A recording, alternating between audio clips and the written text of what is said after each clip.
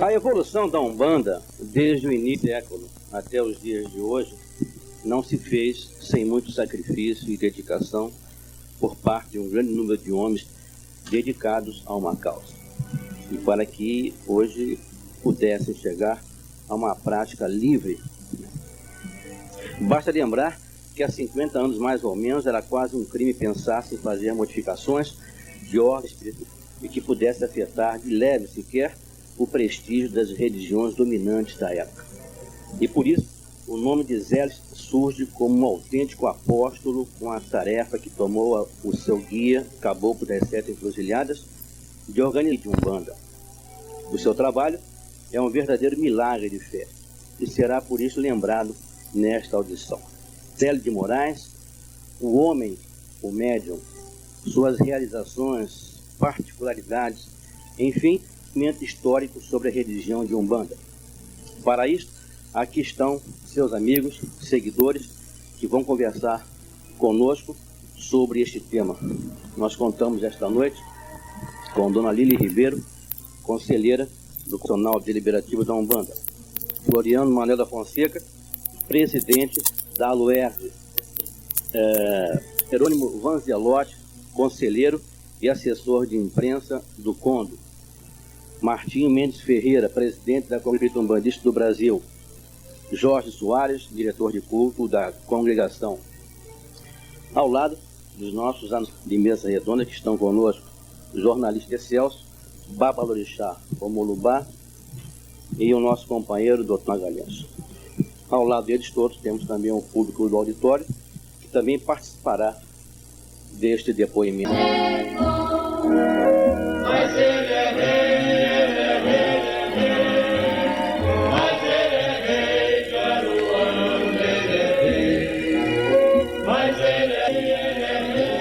Vamos inicialmente com Lília Ribeiro. Lília Ribeiro, por que razão Setembro foi escolhido como a data nacional da Umbanda? Benite, houve duas razões. Primeira, que a proclamação da República representou também a determinação da liberdade de culto. Só então a Umbanda poderia ser professada e cultuada livremente. E no dia 15 de novembro de 1908, a primeira incorporação em Zélio de Moraes, o Caboclo das Sete Encruzilhadas. Nessa primeira manifestação que se deu à mesa de trabalho da Federação Espírita de Niterói, o Caboclo das Sete Encruzilhadas determinou que viria cumprir uma missão na qual os espíritos de índios e pretos velhos escravos puderiam e cumprir a missão, uma vez que não eram aceitos nas mesas de Kardec. A presença de Zélio de Moraes como dessa entidade que trouxe essa missão entre nós. Ô Lília, já houve uma ocasião, uma indicação para a data 13 de maio, sendo o dia da Umbanda. Realmente, 13 de maio é uma data muito importante da Umbanda, mas se refere apenas ao preto. Então o caboclo, que é parte integrante da Umbanda, ficaria esquecido. Também 22 de novembro, data de Araribó, poderia ser a data nacional de Umbanda. Mas então nós falharíamos em relação aos pretos velhos. E, no entanto, em 15 de novembro, com a manifestação do Caboclo das Sete Encruzilhadas, no dia seguinte, quando foi fundado o primeiro templo de Umbanda, da Piedade, incorporou não apenas o Caboclo das Sete Encruzilhadas, mas logo a seguir se manifestou também o Antônio Preto Velho. Muito bem, Lília. Acho que o assunto está bem esclarecido. Vamos basear a primeira tenda fundada, seria no Brasil a tenda Espírito Nosso da Piedade? Seria a primeira do Brasil? Pelo menos de todas as pesquisas feitas, nós não encontramos que houvesse anteriormente uma do culto de Umbanda. Havia, sim, os cultos africanos, os cultos de nação, e já havia também a introdução de cabos nesses cultos africanos. Mas um culto organizado, realmente codificado, como foi pelo Caboclo das Sete Encruzilhadas, não existia antes da fundação da Tenda da Piedade. O que eu acho que parece importante é a colocação da palavra Umbanda, dando um centro, no caso. Não acontece nessas tendas fundadas pelo... Não acontece porque, embora ele tivesse culto Umbanda, e a primeira tenda se chamasse Tenda da Piedade, no momento de legalizar, possível ainda legalizar, como aconteceu com a nossa casa 25 anos atrás, uma tenda que trouxesse o nome de Tenda de Umbanda. Na época não era reconhecida. Tanto que a atual TULEF, Tenda de Umbanda, Luz, Esperança, Fraternidade, só tomou esse nome em 1965.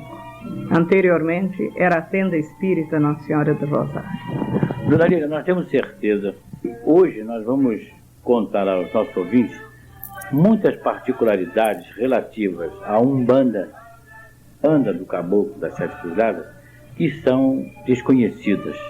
Acredito que sim. Nós temos aqui elementos que acompanham. Eu vou para a correção. A Umbanda não é do Caboclo das Sete Encruzilhadas. A Umbanda foi trazida pelo Caboclo das Sete Encruzilhadas. Muito bem. Fiscal. Eu gosto sempre de ficar do lado do Mulobá porque ele é sempre fiscal. Mas vamos continuar. A Umbanda trazida pelo Caboclo das Sete Encruzilhadas, tá certo? Perfeito, agora tá certo. Corrigir. Revelada. Muito bem, mas onde eu queria chegar é que nós vamos ter conhecimento, era isso justamente que eu necessitava da senhora, que nos desse a orientação primeira que teria sido dada para como conduzir essa nova modalidade espiritual parecer. Como teria sido essa orientação? As primeiras orientações do Caboclo das Sete Encruzilhadas foram basicamente que as sessões seriam feitas para atendimento público quase diariamente, porque os médiuns todos trabalhavam para o seu sustento. Então seriam à noite, num horário que ele determinava das 22 horas, o atendimento totalmente gratuito para passes, desobsessão quando necessário, conselhos. O uniforme dos médiuns seria totalmente branco, de tecido simples, para que um médium se apresentasse melhor do que outro. Dizia ele, para evitar que o médium mais pobre se sinta envergonhado junto dos ricos. Dentro das tendas dele, todos eram iguais. Não havia diferenças de classe social, eram todos iguais. E as modificações se sucederam? Houve modificações? Por exemplo, iniciou de uma maneira, posterior, a proporção que foi crescendo o movimento, apareceram modificações? Bom, dentro das tendas de Umbanda, filiada entre a corrente do Caboclo das Sete Encruzilhadas, como é a nossa tenda TULEF, não houve modificações. Até a Casa de Xangô, que o capitão Pessoa dirigiu por 35 anos, aprimorou a Umbanda espiritual, porque o capitão Pessoa era um espiritualista que tinha um profundo conhecimento de espiritualismo, mas não modificou normas do Caboclo das Sete Encruzilhadas. Roupa branca, calçado simples, calçado tênis ou pés descalços, atendimento gratuito, nenhum enfeite, nenhuma distinção entre gentes e os médiuns. Todos seriam iguais, todos teriam as mesmas condições de trabalho. Bem, vamos conversar agora com o Floriano Manuel da Fonseca. Parece é o veterano, é o decano dos umbandistas. Às vezes retorna aqui ao nosso microfone. Floriano, boa noite. Boa noite. Nos revele algo da sua ligação. Zé de Moraes nos forneça informações sobre a figura de Zé de Moraes ou do Caboclo das Sete Encruzilhadas. Bem, o que eu posso informar, colaborando tudo quanto a Lília disse, porque é um relato perfeito do início de nossa Umbanda, é que foi um daqueles que compareci à inauguração da tenda de Pai Antônio, lá em Boca. E uma noite de tempestade. Há quanto tempo? Já perdi a noção, estou com 82 anos. Só. De modo que fui o Olívio Novaes, fomos convidados especiais pelo Zélio. Naquele tempo era o trenzinho Maria Fumaça. E a tenda do Zélio alugou 2 carros para aquele trem que nos conduziu até a Boca do Mato. E lá, uma noite maravilhosa, onde fiz um amaci no meio da mata lá, feito pelo Caboclo das Seradas. Ele preparou uma cama de folhas e depois mandou que cada médio apanhasse uma na mata, preparou e nos lavou a cabeça de todos. Depois disso, eu fui jogado para dentro da lagoa lá da cachoeira, porque naquele tempo não era a cachoeira que é hoje. Era feito um rio Amazonas em borbotões dentro de uma lagoa onde as crianças manifestadas tomavam banho. De modo que a minha intimidade com o Zé de Moraes foi grande. Na tenda, o senhor fez questão de vir à minha inauguração na rua Dona Teresa, isso há 41 anos. Veio o Zé e trouxe seus médicos para a inauguração da nossa tenda. E daí para cá, sempre que a Lília ia a Cachoeira do Macacu, estava engajado na comitiva. É isso que eu tenho a dizer. Você falou que teve uma Amaci. Como é que era a ação na Umbanda, nesta Umbanda revelada pelo Caboclo das Sete Encruzilhadas? Como se processa a iniciação? É com essa simples feita, em Amacis apenas.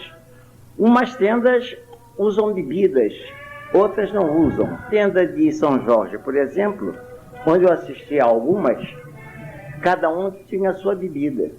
E nas descargas, o salão era descarregado com bebidas. E o Amaci com essa simplicidade. Somente que hoje nós entendemos mais alguma coisa, porque embaixo da bacia do Amaci, nós exigimos a quantia de 21 pratinhas, porque a vida não está de brincadeira. Naquele tempo não tinha nada disso. Se fazia o Amaci e cada um levava suas ervas. Hoje não. Cada um leva suas ervas, da mesma forma, com simplicidade, mas embaixo da bacia vai 21 pratinhas para ajudar o custeio da casa. De maneira que está a simplicidade. Vamos conversar agora com o Bar. Eu gostaria que você falasse algo sobre esta Umbanda revelada do Caboclo das Sete Encruzilhadas. Bem, o principal na Umbanda, revela o Caboclo das Sete Encruzilhadas, é que sendo, primeiro, a Umbanda é uma religião genuína brasileira. Ela está completamente plasmada no astral. E foi trazida por este caboclo que falou pela primeira vez a palavra Umbanda, então desconhecida em qualquer dicionário, em qualquer dialeto ou idioma. Depois ele definiu a Umbanda, dizendo que a Umbanda é a manifestação do espírito para a caridade. Isto significa uma declaração de princípios dentro do mesmo, dentro da mesma vibração de um enunciado trazido pelo Mestre Jesus, quando e advertia de que fora da caridade não há salvação. Para nós, a ação de princípios do Caboclo das Sete Encruzilhadas é base fundamental na Umbanda. Traça o início, e tudo que tem o início demarcado terá um presente de trabalho e terá um futuro a ser planejado. Resta apenas aos sacerdotes, babalorixás, aos chefes de terreiro, que são os líderes naturais da Umbanda, procurarem, assim, de todos os interesses, buscarem a teologia da sua própria religião, da sua própria doutrina. Aliás, eu gostaria apenas de explicar um ponto, a revelação dada pelo Caboclo das Sete Encruzilhadas. Sabemos que Zé de Moraes possuía outras entidades, como Pai Antônio, de Chamalé. Por que não? Porque não foi o Pai Antônio, fundador desta nova religião da Umbanda, esse um caboclo. Há alguma explicação? Será que existe? Devia a uma entidade que viesse na vibração de caboclo trazer essa mensagem. Trazer, talvez, definir o nacionalismo da nossa religião. E sem dúvida alguma, com a audácia e coragem que só um caboclo pode ter. como foi o Caboclo das Sete Encruzilhadas. Sim, mas geralmente é porque foi a primeira manifestação mediúnica de Zé de Moraes, foi do Caboclo. O Caboclo das Sete Encruzilhadas. Então, foi a primeira o caso, não? Primeira manifestação. Ele é que trouxe na mesma noite, 16 de novembro, na mesma noite, ele Preto Velho para completar as curas que ele estava fazendo. De Celso, vamos conversar com o De Celso. De Celso, pelo quadro, a Umbanda revelada pelo Caboclo das Sete Encruzilhadas. Você encontra nos terreiros corre esta Umbanda, este quadro de Umbanda, sim ou não, e quais as razões? Não, lamentável. E se nos afigura, nós estamos aqui com uma tese que foi apresentada no Congresso 41, temos um trabalho realizado em 40, e que nos afigura é que fizeram da Umbanda, até no dia de hoje, a Cabra de São Fidélis. Dá licença para uma Tirou-se parte, tudo De e não se tem dado nada. Quer dizer, mensagem extraordinária, velho.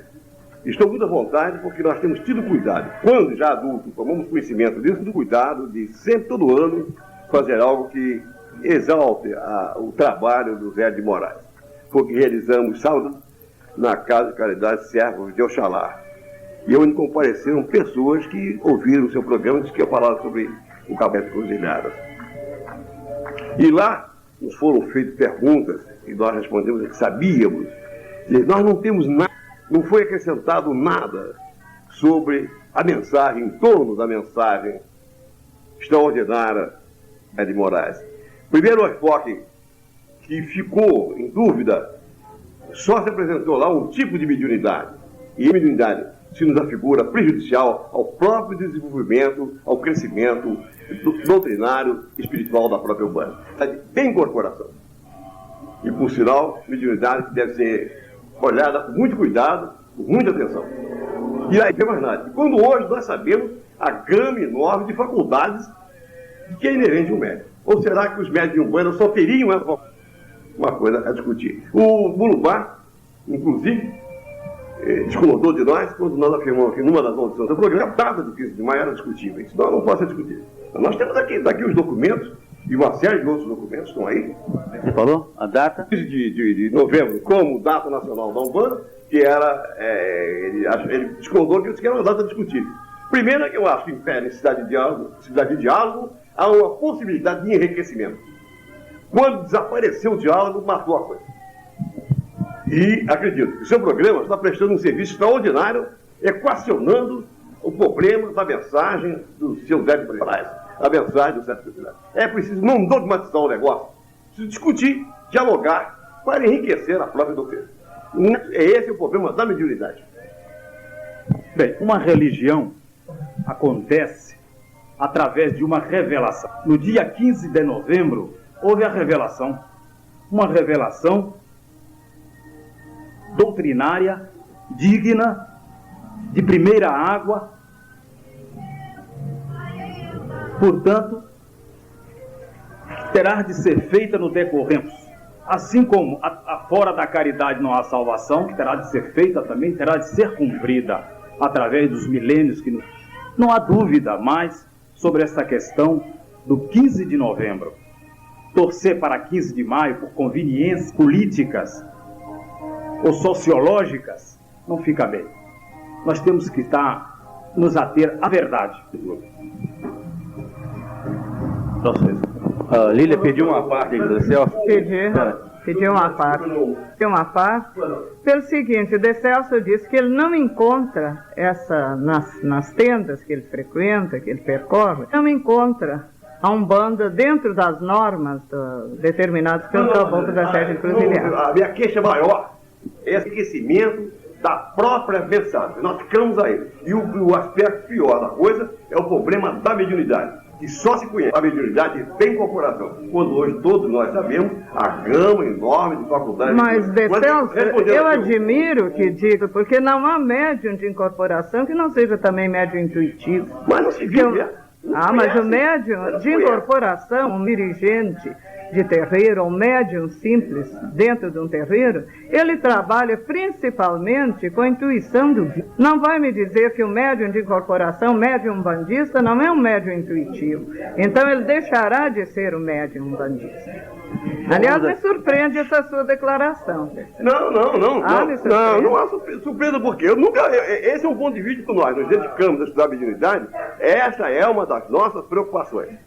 Entendeu? Isso que o médium existir, ele pode ter, mas acontece que ele não é dinâmica. E aquilo que não se vive morre, eu não deixo de ter conhecimento. Agora eu queria responder aqui o Mulubá. Eu creio que cada um de nós vive a parte intuitiva. Vejam bem, isso é outra história.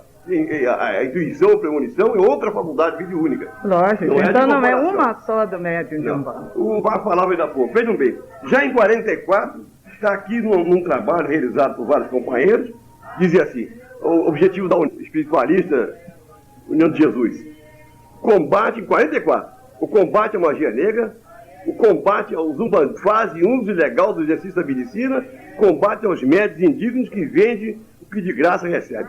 Essa hoje, então, não tem mais razão de ser essa. Isso aqui, já em 44, agora, quase 40 anos depois, estamos vivendo o mesmo tempo. Mas, De Celso, dentro das normas do Sete Encruzilhadas, ele trazia manter elevado padrão moral, proceder corretamente dentro e fora do tempo, prestar socorro espiritual gratuito a todos os que deles necessitam e recorram ao MER. Não aceitar retribuição monetária pela a única retribuição deve ser a certeza do dever cumprido. Praticar a mediunidade como missão e nunca profissão. Praticar a caridade, o amor espiritual na palavra e na ação. Eram as normas do Caboclo da Sete Encruzilhadas. Não fica em ponto obscuro. A educação acabou de ler nos testifica aquilo que nós temos aprendido. Que a mensagem do Sete Encruzilhadas, que eu, por exemplo, vamos dizer um negócio aqui, vamos deixar para depois. Eu quero dizer o seguinte, a mensagem do Sete Encruzilhadas, instrutor, é um especial de elevada luz, entendeu? Ela abriu, ele abriu as comportas, para um parâmetro entre o que seria o feiticismo que hoje se pratica com o nome de Umbanda, feiticismo, bruxaria, batrás, que tem indevidamente o nome de Umbanda. E há uma covardia imensa de se dizer isso, há um acomodamento e é um mistério. Mas acontece que essa Umbanda... É um parâmetro. A partir daquela mensagem, a Umbanda só é válida quando ela é essencialmente cristã. Não é cristã, não é Umbanda. Vale a pena para... Bom, eu vou discordar mais uma vez aqui do De Celso. Não sendo cristã, não é Umbanda? Não. Porque nos Afros já se conhecia Cristo sem ter tido Jesus aqui. Porque Oxalá é o raio divino, o raio do amor. Já era crístico antes de Jesus, 5 séculos antes. Portanto, não vamos determinar a Umbanda cristã, vamos determinar a Umbanda como caridade. Isso sim. Caridade cristã. Cristã não é sinônimo de caridade. Trazendo exemplo de Jesus. Falando e trazendo exemplo de Jesus. Está aqui a mensagem dele. Não, mas Jesus, como nasceu? Na simplicidade e na humildade. Complete que eu conheço esse texto. Complete o texto que eu conheço. Quando há feiticismo, há o luxo excessivo. E não aquela humildade de que o Sete Encruzilhadas nos falou. Apenas para esclarecer o público, a data de 15 de novembro foi discutida em uma convenção pelo Conde, não foi, Floriano? Nos congressos de Umbanda foi estabelecido que seria 15 de novembro, pelas duas razões que a Adília apresentou. A primeira, política, ao Estado leigo. E o segundo, mensagem do Caboclo das Sete Encruzilhadas, que serve de norma para a nossa orientação. Então foi discutido em congresso, né? Estabelecido pelo segundo congresso de Umbanda. Além de tudo. Bem, bom, Martim Mendes Ferreira. Martim. Eu quero dizer o seguinte, eu sou um elemento da escola do Caboclo das Sete Encruzilhadas. Pouco aqui dizerem que ele só determinava a mediunidade da incorporação. Pois bem, eu, médium, na tenda espírita Nossa Senhora da Guia, era selecionado os médiuns que tinham grau médium e grau espiritual para fazer certo trabalho diferente da incorporação. pelo menos eu tenho o grau da vida, posso demonstrar aqui para os senhores qualquer coisa que queira com referência a mim desse, dizer aos senhores o que é. O transporte feito pelo Zélio de Moraes com elementos de peixes cortados dos seus rabos dentro de um aquário e trazido para ter no Espírito Nossa Senhora da Guia. Logo, o meu mestre, Zélio de Moraes, com seu mentor espiritual, Caboclo das Sete Encruzilhadas, me ensinou uma coisa muito grande: ser humilde para distribuir aquilo que é o pão da humildade. Então, lá na Tenda Espírito Nossa Senhora da Guia, nós fazíamos um trabalho terminado por ele, e os médios eram convocados à casa dele para nós ir recebermos instruções lá. Martinho, você precisa explicar que a Tenda Nossa Senhora da Guia foi uma das 7 fundadas pelo Caboclo da Sete. Perfeitamente. Agora, eu quero dizer da escola que eu saí, porque quase que todo mundo na Umbanda sabe como eu cheguei na Umbanda. Eu fui tocar piano, rodei a cadeira do piano, incorporei, fiquei maluco. Fui amarrado para dentro da Tenda Espírito Nossa Senhora da Guia. E com apenas a posição da mão de um médium, eu voltei a mim. E fiquei perguntando o que eu estava fazendo ali, se tinha tanta mulher, ia ter baile? Não, é uma casa de espírito. Aí o camarada de novo. A senhora do Durval Vaz, Dona Cléa Vaz, recebia o Jupira e disse: vou te trazer o Jupira, me trouxe Jurupitanga. E até hoje, com 48 anos dentro desse negócio, eu me sinto feliz mesmo de pertencer a Umbanda do Caboclo das Sete Encruzilhadas. Agora, Zé Benício, eu vou ser rápido, porque sempre quando eu tenho vontade de falar do Caboclo, o tempo é cortado. E eu não tenho condição de falar. Por isso, eu acho o seguinte: a Umbanda do Caboclo das Sete Encruzilhadas, ela não pode ser truncada. Eu sei que a Umbanda é milenar, mas foi o Sete Encruzilhadas que teve a coragem de certas qualidades espíritas para dizer que fundaram uma tenda nessa condição.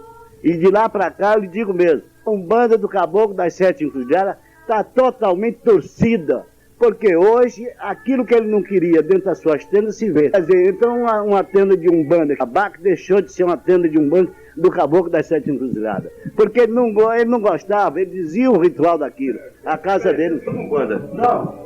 A Umbanda do Caboclo das Sete não. Só há uma Umbanda, que é aquela que ele revelou para mim, eu volto a discordar do mundo. Umbanda cristã. É o seguinte, a Umbanda que ele nos deu, não é isso que está aí, porque o que faz hoje faz da Umbanda comércio, deixou de fazer aquilo que é do Sete Encruzilhadas. Por isso não é Umbanda, meu filho, comércio. Eu estou cansado de dizer a ele que eu nunca aprendi com o Caboclo das Sete Encruzilhadas uma vela de 2 cores, preto e vermelho. Como é que... Apenas eu quero protestar diante das palavras do Martim, que jamais neguei a palavra sobre qualquer assunto do Caboclo das Sete Encruzilhadas. Apenas nós temos um tempo definido pela técnica para colocar os nossos comerciais. É o que nós vamos fazer nesse instante e depois dar a palavra novamente sobre o assunto.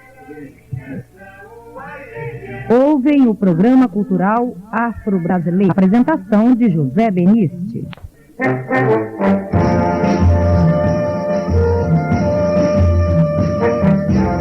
Ogunhê, meu pai.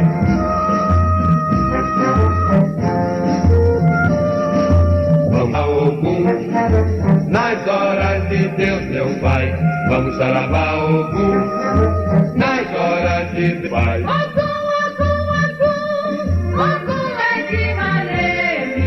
Vamos alabar Ogum, horas de Deus, meu pai. Vamos alabar Ogum. Bem, voltamos com o nosso companheiro Jerônimo Zelotti, que é o assessor de imprensa do Conselho Nacional Deliberativo da Umbanda.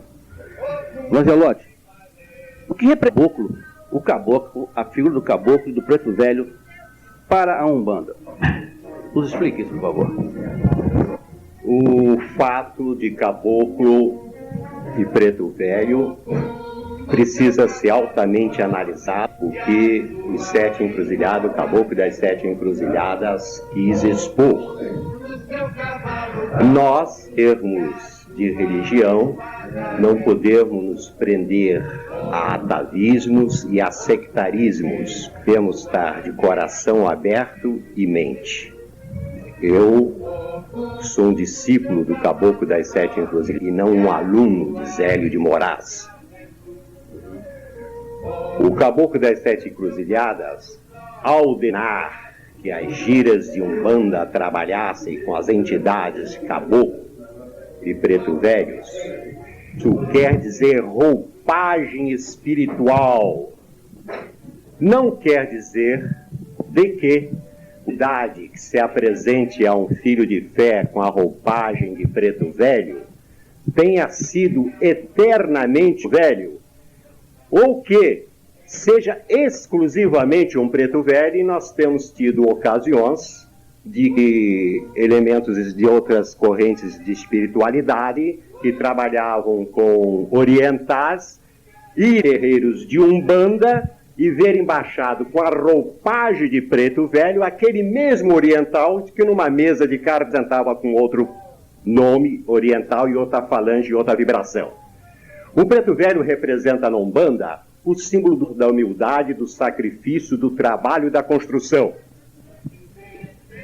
Ele pode ter tido N encarnações, e normalmente esta figura espiritual que se apresenta na Umbanda como preto velho é quase sempre um luminar, e vem com a sua mais humilde das encarnações, com a sua mais humilde das roupagens.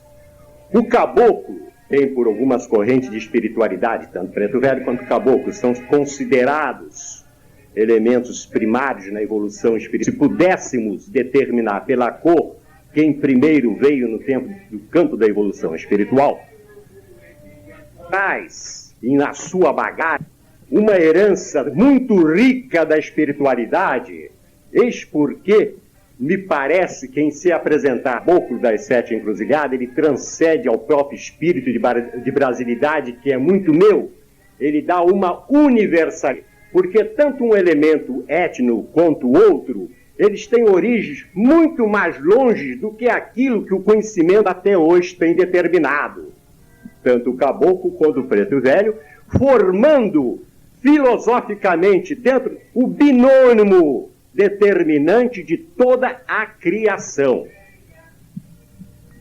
Por isso, apesar de toda a nossa brasilidade, ao respeitarmos as instruções do Caboclo das Sete Encruzilhadas, interpretando-a longe de paixões, devemos dar muito mais universalidade, que muitas vezes ela é enfocada, restrita a uma missão como se fosse só, eminentemente, quando hoje nós sabemos que outros países da América Latina e até nos Estados Unidos já existem casas de Umbanda. E é necessário, se nós somos missionários da palavra do Criador, que nome que se possa dar de Deus, o ser maior que se possa imaginar, o grande arquiteto do universo, Zambi maior, esta figura criadora que foi consagrada por Congresso como Deus irrepresentável, se nós somos trabalhadores desta figura que é o universo criador de todas as coisas, nós não podemos dar à religião esse espírito regionalista, porque nós estamos tendo um engano. Não se fala só para gregos e romanos ou israelitas, hebreus e gregos. Se fala a espécie. E está aí justamente a grande mironga da interpretação da determinação do Caboclo das Sete Encruzilhadas, que aí sejam feitas com caboclos e preto velho, que são simples e unicamente roupagens. Roupagens de entidades luminares, que estão na maior das humildades, para servir à criação. Quanto ao aspecto de Umbanda cristã, existe realmente, digamos assim, um pleonasmo, porque, a meu ver, o Caboclo das Sete Encruzilhadas é aquele que Jesus, o Nazareno, prometera. Então, se dizer Umbanda cristã é um pleonasmo, porque a Umbanda partidor, ela só pode ser cristã no sentido do amor, porque Cristo, segundo a determinação do Caboclo das Sete Encruzilhadas, é o guia espiritual da Umbanda. Mas não há um sincretismo, como muitos desejam, de Cristo a Oxalá, porque Oxalá é a segunda pessoa de Deus, que é a força plasmática de matéria do universo, enquanto que o Divino Espírito é a terceira pessoa no triângulo superior do astral, é aquele, a última das suas formações, que é justamente o homem. Qual é o papel do Exu nessa história? esse assunto é um outro assunto que foge à concepção. Eu apenas não queria fugir ao roteiro, terminando sobre Zélio de Moraes. Em uma outra oportunidade, nós continuaremos com esse tema, apenas se desejar. Bem, eu quero lembrar aos ouvintes de casa que o nosso telefone é 80266, também 288-0182, perguntas que poderão ser formuladas para os nossos convidados. Vamos então continuando com essa audição especial sobre o Caboclo das Sete Encruzilhadas e a data nacional da Umbanda. Alves Magalhães. Dona Lília Ribeiro, a pergunta é para a senhora, Dona Lília. Dona Lília, a pergunta é para a senhora. Pelo que eu estou ouvindo, o Caboclo das Sete Encruzilhadas traçou os alicerces da Umbanda. Nós hoje vemos a proliferação de casas de Umbanda que não seguem aquela determinação. A pergunta é esta: os seus seguidores não souberam ou não quiseram difundir os estudos, ou não puderam com o desenvolvimento que a religião tomou? Inegavelmente, a religião desenvolveu-se desordenadamente, mas as tendas que seguem a orientação, a mensagem do Caboclo das Sete Encruzilhadas não se modificaram. Elas continuam e as suas descendentes continuam do Brasil. O senhor poderá encontrar a mesma orientação no Rio Grande do Sul, como no Pará, onde foi fundada por um do Caboclo das Sete Encruzilhadas, a tenda mirim de São Benedito, onde o ritual era perfeitamente igual, que os frequentadores de lá, chegando aqui ao Rio e procurando em várias tendas, encontraram na Tenda da Piedade, e na Tenda São Jerônimo, e em várias outras, que ainda trazem e devem levar à frente a mensagem do Caboclo Encruzilhadas. Quando ele disse, em Neves, na primeira manifestação sua, levarei daqui e vou plantá-la nas neves, onde ela se transformará em árvore frondosa. Essa árvore frondosa era Umbanda. Compete a nós que a cultivamos fazer que ela dê sempre frutos aproveitáveis e bons. Muito bem. Satisfeito? Em parte, né? Eu estou satisfeito em parte. Porque, veja bem, tudo muito bem. Deu a sua colaboração, deu a sua contribuição, deu a sua orientação. Eu acho que está acontecendo com esta Umbanda o mesmo que estava acontecendo com o Candomblé. Ele se ensimesmou, não transmitiu aqueles ensinamentos que seriam necessários, e todos professam, cada um à sua maneira, cada um querendo fazer o Candomblé, a sua Umbanda, nunca o seu espiritismo. Porque o espiritismo é que não temos visto modificações, mas na Umbanda, perfeitamente. Esse é o meu ponto. Olha, em primeiro lugar, é preciso nós entender. Vamos também cair na mesma linha de raciocínio quanto ao cristianismo. Porque até hoje, realmente, poucos são os cristãos. E nem por isso a mensagem crística do amai-vos uns aos outros está tão brilhante, tão refulgente e necessária a esta e a outras humanidades. O Caboclo das Sete Encruzilhadas deu a base. Resta agora, não geograficamente, queremos ser dono do mundo. Não, a religião é coisa interior, caridade que nós devemos cada um fazer para os outros.